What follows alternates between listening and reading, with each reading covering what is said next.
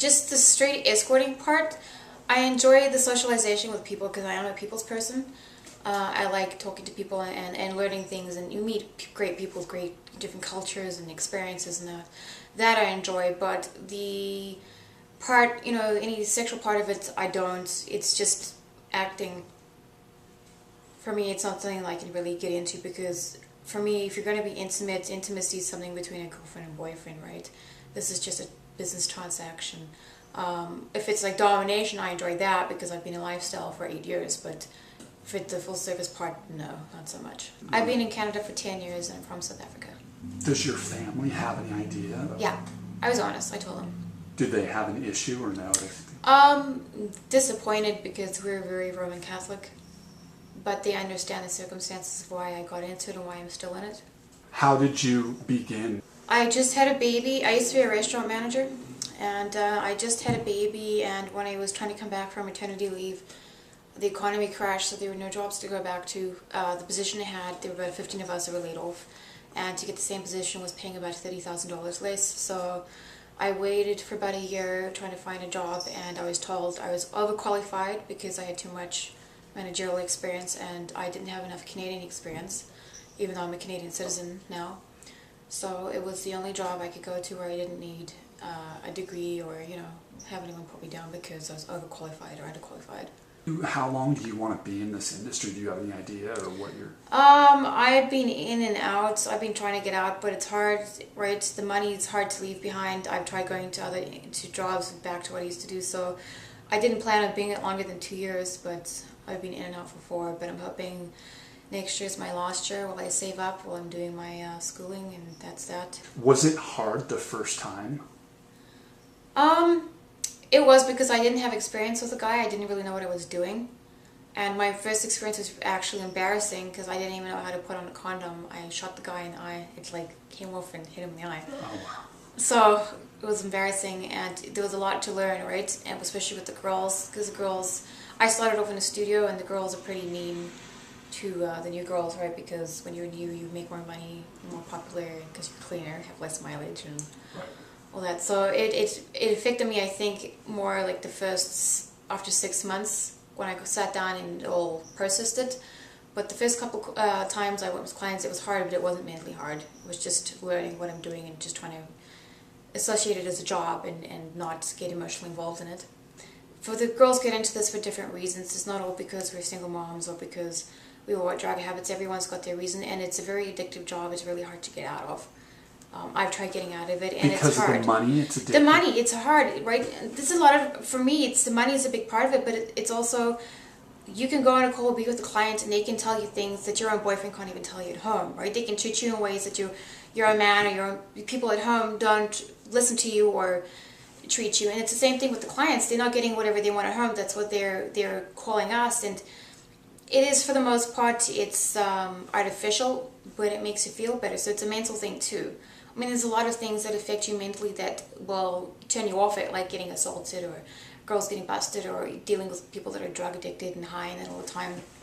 But the addiction, it's not something that's just, you can just quit cold turkey, right, if you've been in for a long time. There's stability in this. I know I'm going to have, when I've made my money, that I have money for my bills at the end of the month. If I make extra money, I'm going to have for next year. I'm not dealing with other people where, they're going to get me fired or the drama of it. I used to work restaurant, and that's all it was drama. People sleeping with each other. It was a boys club. This person's going to sleep with that one got that one fired. It's not like that with this. It's very different. It's a different kind of lifestyle, right? It affords me things that my other jobs couldn't have. I have time to deal with my daughter and travel and that. I didn't have that with my other jobs. It would take me forever to save up to go to New York or anything like that. So there's definitely the lifestyle aspect of what this gives girls is definitely addictive. And then with the domination, right? How many people do you know that get paid to take their frustrations out, or get to control other people and get paid for it, or enjoy it as a lifestyle and be it accepted? How many escorts have you worked with? 20 different ones, or would you say are there similarities? No, with escorts and girls and massages, I've worked with a couple hundred girls. Do you find any similarities, or everyone comes for different reasons? Everyone comes for different reasons. Everyone's got different reasons for getting into it, and everyone's got different reasons for staying in it. for your reasons for getting into it's not always going to be the same reason why you stayed in it, right? I paid off my debt. I paid off 60 grand in 9 months when I got into this. And that was my whole goal, but I couldn't find a job, and then I just didn't want to find a job after a while because of the money, and I was comfortable doing the lifestyle. And it's an addiction of also the different kind of people you meet, and sometimes when you go on calls, you know, you get like the adrenaline rush. You don't know who's going to be on the other side of the door, and it's I wouldn't like taboo, right? You do But something that you're not supposed to adrenaline, do. it's like an addiction. Yeah, you know? it's an addiction. Like people like racing cars faster, jumping bridges and stuff, you know, skydiving and all that. It's the same kind of thing.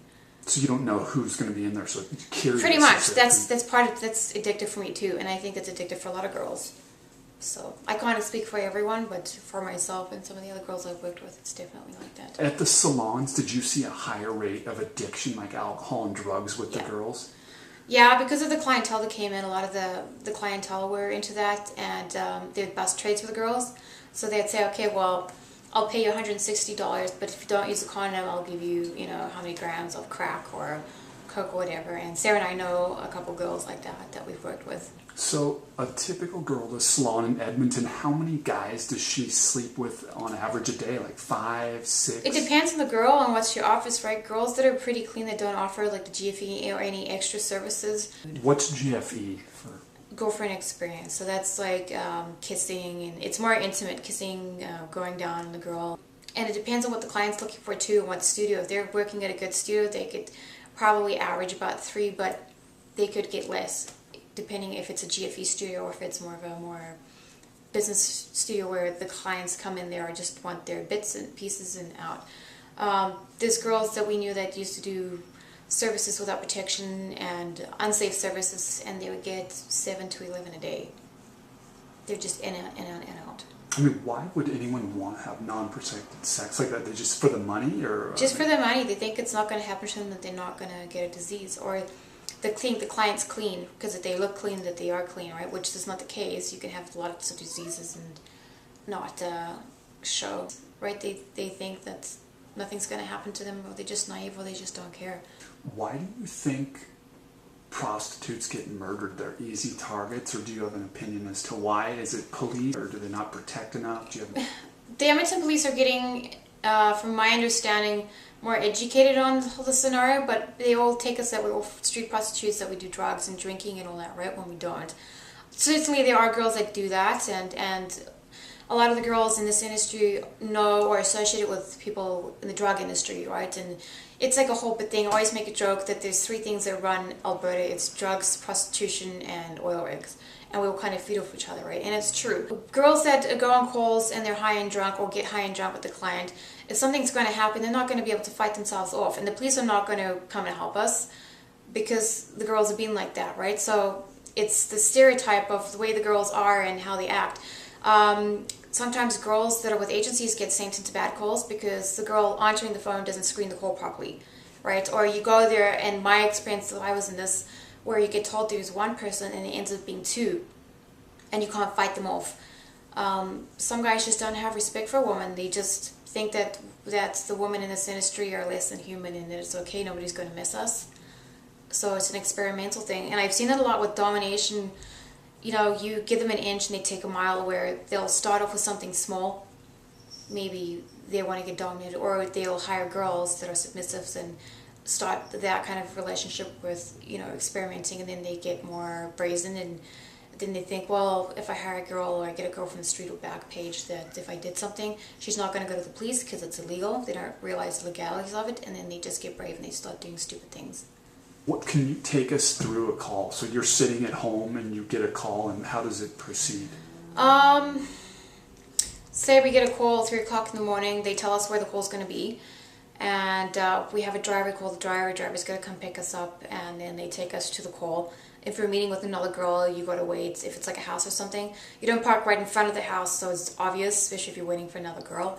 You just kind of park just out of the way where the driver can see what's going on, but the guy can't. And when the girls meet, then they kind of chat. He'll make up, you know, our mind with whatever the girls on the phone said to us about the call, what we need to know, and then we go on and we work it together.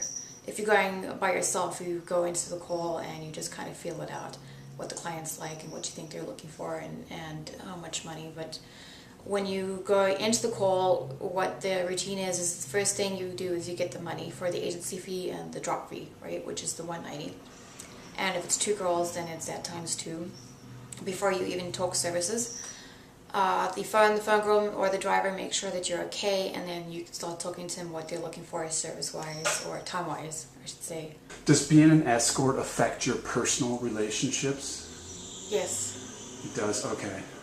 It just makes it hard? People aren't understanding? It makes it hard because everyone writes everyone with the same cloth, right? There's a difference between an escort and like a street prostitute. And then the massage goes like in between, so if you say one or the other, everyone thinks you work off the street.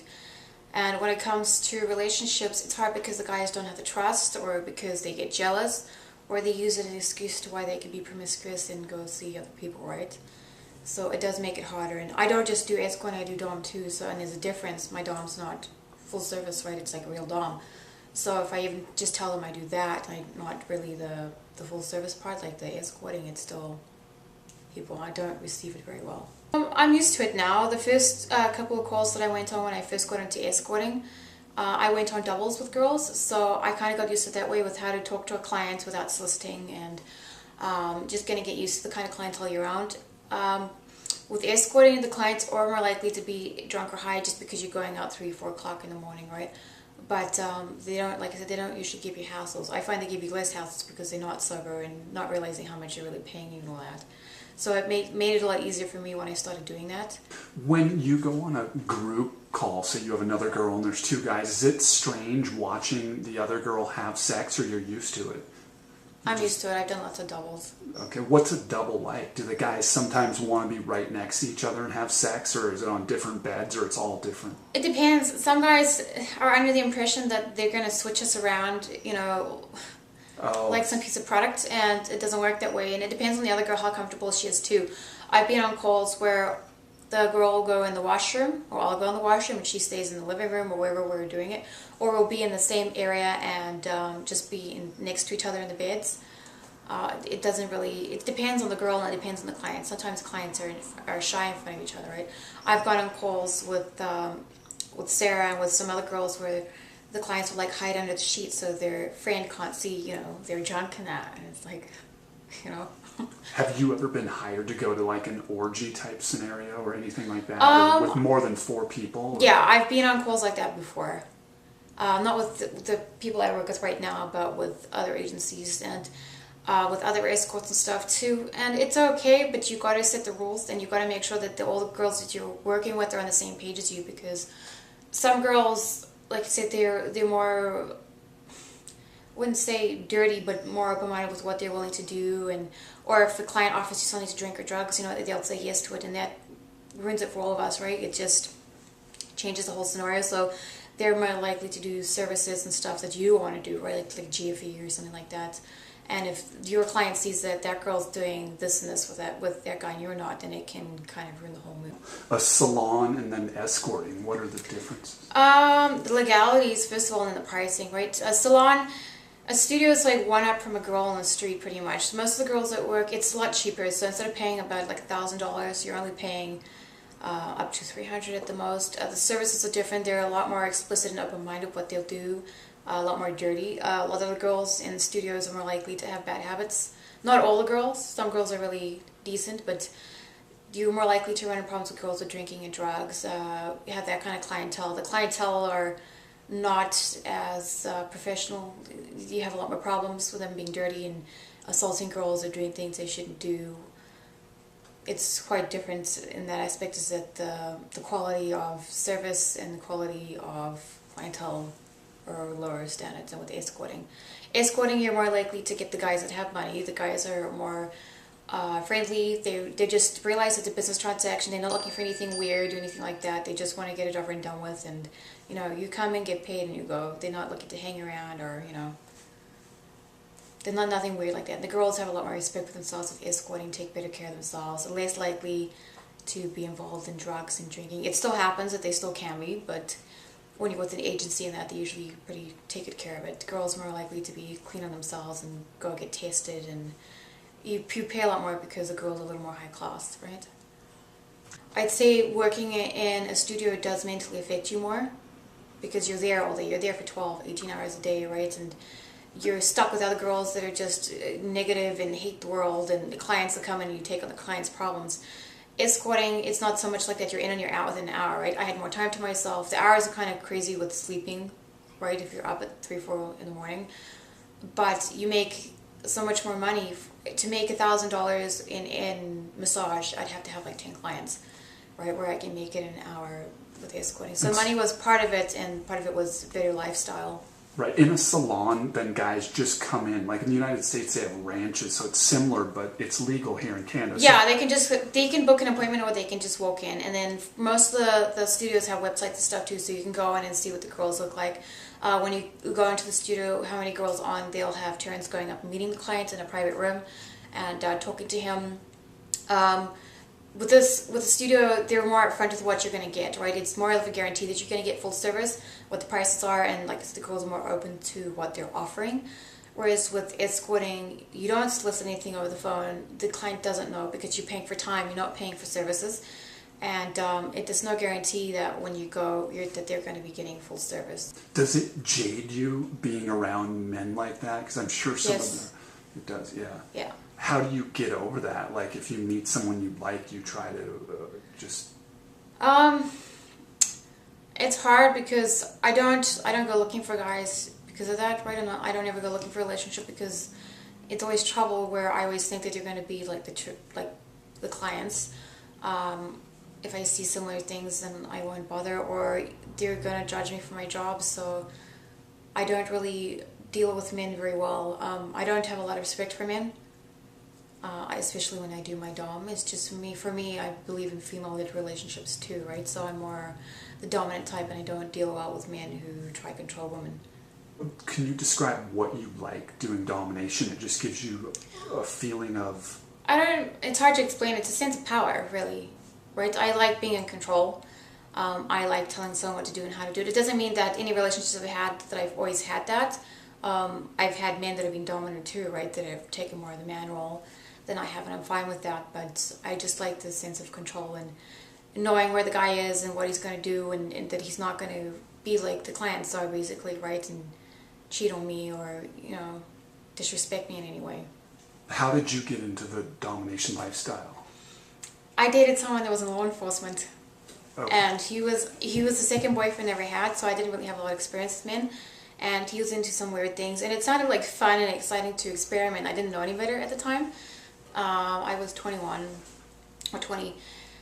So we kind of experimented with things, and the stuff I learned from him I just thought was normal. So when I got into relationships after him and then got into this industry, it kind of opened my mind to what it was, and explored a little more. It didn't seem so weird to me. It made me a lot more open-minded, and it was just something, I enjoy having control as it is anyway. So it was just something that was natural for me. It all depends on how it goes with work and that. I don't think I'll be in Edmonton for forever. Why? Edmonton's just... The money's here, and there are some jobs here, but just the people here I don't like. And with this industry so big, everyone knows each other, and there's so much with drugs and everything. It's not somewhere where I feel safe for me to raise my daughter, and I don't want my daughter ending up in this industry. So my handcuffs. This is only just some of the stuff I have, not everything. One of my gags, full gag. It's my pussy paddle. This it used to be a crop, but now because it broke, it's a cane. It's good for CBT when you hit them on the walls. And I think my crop's in my car. This little device, you put it on, it's like a ball gag, and then you attach different things to it. So this has got the leash attached to it. You can attach the toilet brush so they can clean your toilet. There's some other things here too. There's a little bowl I used to have so they can serve you and you can sit there and eat. One of my little, whoops. This is more for like tickling and stuff. It hurts a little bit when you hit people, but not so much. This one hurts when you hit them. tie cat-o'-nine tails. This one's fun. And you can tie them up and strangle them with that too. My pinwheel. I love the pinwheel. This one's busted from when Kelly chucked it, but it still works pretty well, especially on some certain sensitive areas. Protection. Everything's always covered when it comes to toys. This is one of the strap-ons I have. So this will be the one usually you'll round them from the back, and then I have another one that attaches. That's the one that I'll make them give head to while I'm rounding them from the back, like that. Blindfolds, and then these also can turn into ties,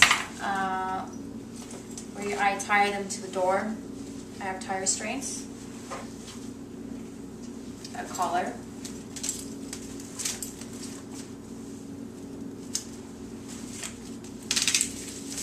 Some restraints you can use for the ankles or for the wrists.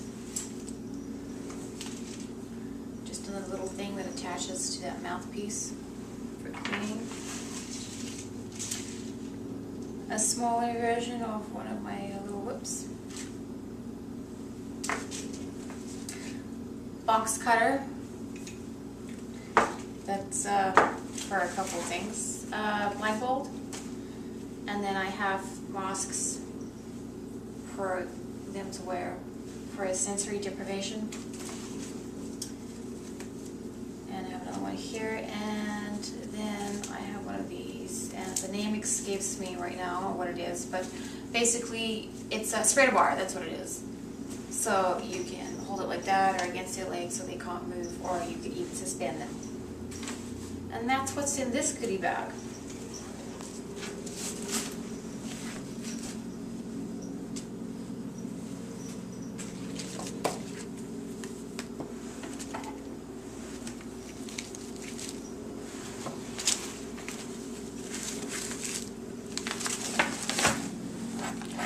Lots of fun.